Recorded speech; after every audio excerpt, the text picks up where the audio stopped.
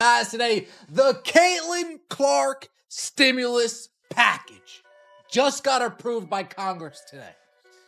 It's fitting that last time a new CBA deal was in the complex, multi-billion-dollar arena of global sports business. The greatest illusion a labor union can project to the public is the illusion of collective corporate value. When a massive financial windfall hits an organization, the union quickly steps forward, takes an aggressive public relations victory lap, and claims the entire workforce organically generated that wealth through shared dedication to product. But once you strip away the mainstream media narratives, ignore the congratulatory press releases, and examine the raw mathematical spreadsheets, a far more brutal reality appears. Wealth is almost never generated equally. In highly specialized entertainment economies, nearly all revenue is typically driven by a tiny fraction of the workforce.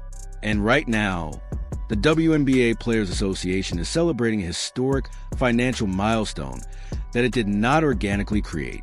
Instead, it is claiming credit for what amounts to a completely unpredictable black swan economic anomaly. What we are witnessing is a striking case of corporate wealth redistribution, where the unprecedented cultural momentum of a single generational point guard is fueling league-wide payouts and funding the bank accounts of hundreds of players who generated little to no independent market demand. To understand the magnitude of what is happening, you must revisit the historical context of the WNBA's collective bargaining agreement.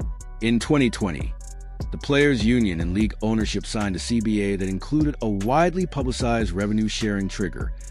Players will receive 50% of incremental revenue only if the league surpassed a predetermined financial benchmark based on 2019 revenue figures, compounded by an aggressive 20% growth target each year thereafter.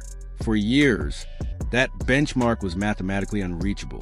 The league consistently fell short, citing the pandemic, limited marketing, and unfavorable television slots. Yet the deeper corporate reality was that the baseline product is upon us.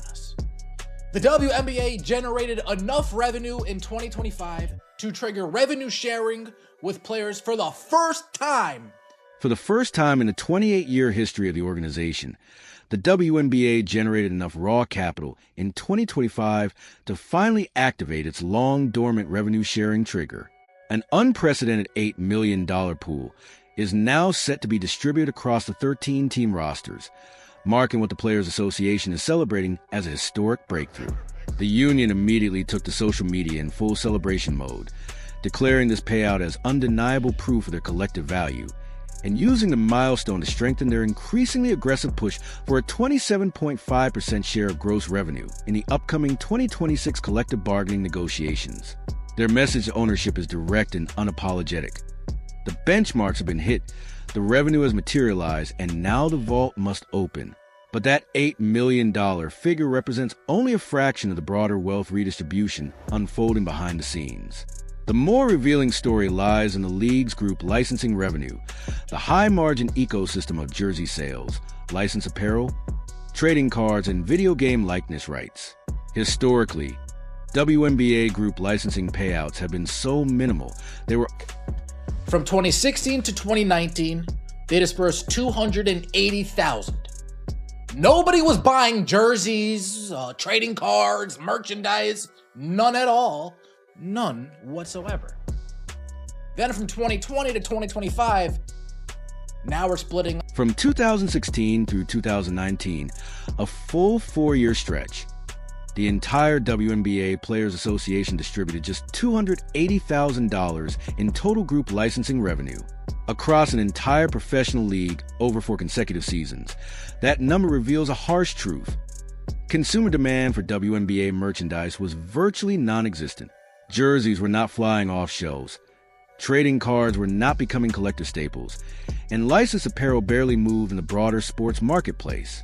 Yet fast forward to the present moment, and the union has announced that it is now dividing up a staggering $9.25 million in licensing revenue, an almost unfathomable 3,200% increase in merchandise capital. The overwhelming majority of that $9 million surge was generated within the last calendar year alone. But here lies the critical detail union leadership is reluctant to spotlight. That windfall was not driven by a sudden, league-wide spike in demand for role players or bench contributors. It was fueled almost entirely. Quote, we've grown as a union and put our name, image, and likeness into a collective package. Anneka Ogwumike says, the union exists for us to be able to represent all players, so I think it's a great way for all players to be able to share. When players say, we put our name, image, and likeness into a collective package, they are describing the core mechanism of the union's licensing structure. In practice, it functions as a form of pooled revenue distribution inside a fiercely competitive, capitalist sports marketplace. The union intentionally designs its group licensing agreements so that the extraordinary profits generated by a single transcendent star are gathered into one central fund and then distributed broadly across the workforce. That $9 million licensing pool is expected to be shared among more than 250 individuals, including active players from the 2025 season, but also retired athletes and those who were released from their contracts. The financial reality is staggering. Former players who are no longer participating in the league may receive payments approaching $50,000, funded largely by the explosive consumer demand surrounding Caitlin Clark merchandise, particularly the now iconic number 22 jerseys that surged in popularity in basketball hotbeds like Iowa and Indiana. Effect on the WNBA, all the metrics went up. So this was last season, right, when she first came into the league from college. And we've seen all of our metrics from viewership, ticket sales, sponsorships, virtually every measurable business metric surged nearly fourfold. Let that number sit for a moment. 4x, a billionaire owner publicly confirmed, using internal league analytics, that the arrival of Caitlin Clark dramatically expanded the WNBA's financial footprint in a matter of months. When Joe Tsai, co-founder of Alibaba Group and owner of the New York Liberty, acknowledges a 400% spike tied to one player, it is more than praise. It is a negotiation signal. From ownership's perspective, that multiplier reflects the impact of a singular market force rather than broad-based, structural growth. The Players Association, meanwhile, is seeking a 27.5% share of gross revenue in the next CBA, arguing that the league has entered a new era of collective expansion. Owners counter that long-term financial architecture cannot be permanently restructured around what they view as a volatile, superstar-driven surge. One-time payouts, like triggered revenue-sharing bonuses and licensing distributions, are manageable. Locking in guaranteed long-term revenue percentages based on a spike attributed largely to one breakout star is a different financial calculation entirely. The irony is difficult to ignore. Some veterans who publicly downplayed Clark's influence during the season are also beneficiaries of the pooled licensing structure, now distributing significant checks funded largely by her merchandise demand. That tension between collective protection and individual market power sits at the heart of the coming labor negotiations. The union sees shared licensing as solidarity and long-term stability. Critics see it as redistribution that blurs the line between value creation and value allocation.